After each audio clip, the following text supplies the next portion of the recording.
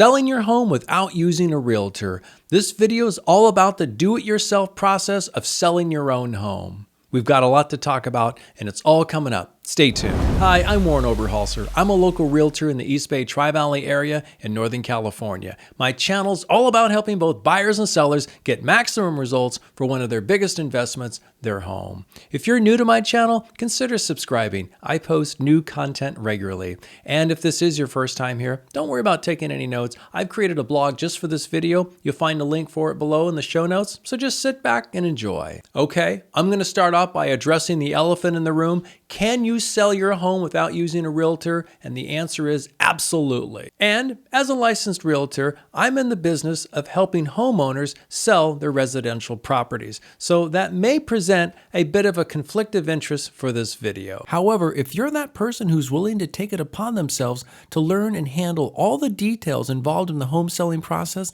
then the more power to you. I need to point out that each county and state has specific rules, laws, and guidelines that must be followed when selling real estate. I'm in California. In order to be compliant with the state and local counties, there are specific items or details that must be adhered to in order to have a legal sale. This includes the purchase agreement and seller's disclosures. So in order to be properly advised, you should consult with an attorney who can best guide you through this process. Okay, why would you want to do this? Well, this is simple. You can save on the realtor sales commission. Now, how much is this? Well, back in the day, the customary commission fee was about 6%, and usually this was split equally between the listing and the buyer's agent.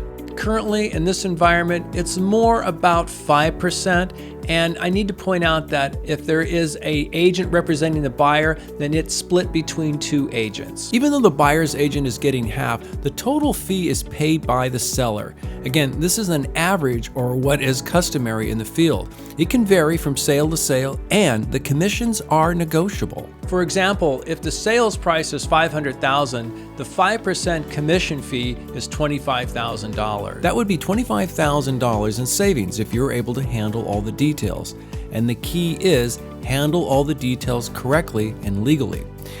As the expression goes, the devil's in the details, and there are a lot of details with selling a home. Now, unless you're able to find the buyer, in other words, if the buyer is represented by a real estate agent, then you will still pay for the buyer's commission, which is generally 2.5% of the total sales price of your home. And this brings me to the topic, do it yourself for selling your own home. In this video, I'm going to go over some of the most essential details that must be handled appropriately in order to have a successful sale. Number one, home evaluation. There are two critical aspects of every home sale: the presentation, this is how your home is presented to potential buyers, and the list price. Do you know how your market value of your home is determined? And if so, where will you get the data required to figure out how much your home is worth? Many homeowners mistakenly turn to large online real estate portals, which can be a mistake. Sites like Zillow and Trulia don't have access to all the MLS listings. Instead, they rely on the use of public records fed into an algorithm that splits out results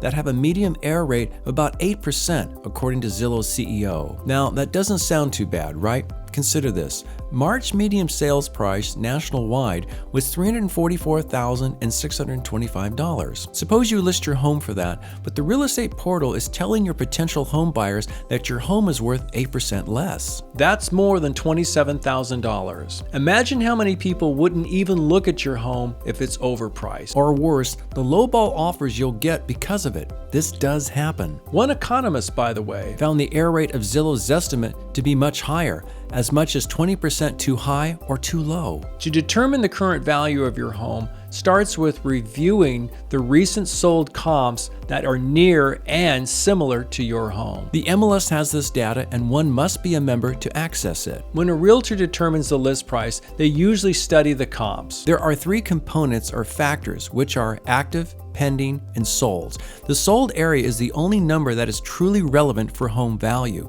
Active and pendings are used as possible indicators of any changes in the market.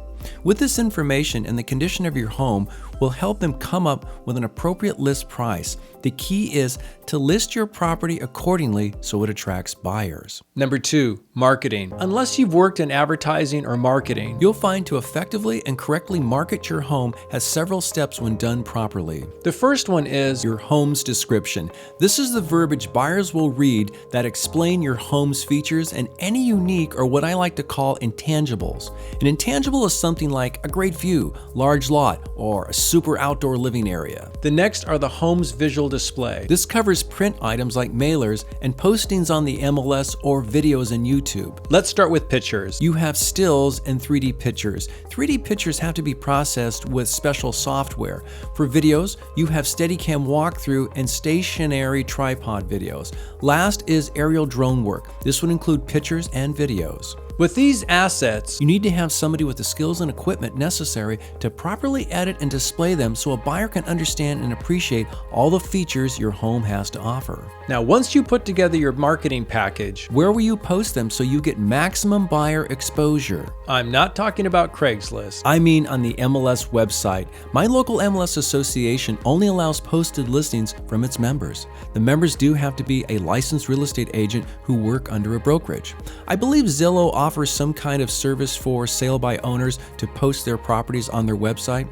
I recommend you research this to see if this is something you're interested in. And number 3, a multitude of details. This is probably the most difficult area for me to address because there are so many details that must be handled appropriately, correctly, in order to have a successful home sale. And that there are no legal recourses that can come from it. As I said in the beginning, the devil's in the details. Let's start with disclosures. There are several seller disclosures that need to be correctly completed by the seller and made available to the buyer when you're in contract. The two big ones are the TDS and the SBQ. The second, managing the buyer's contract. This would include handling a counteroffer, contingency release, buyer requests for repairs, and etc.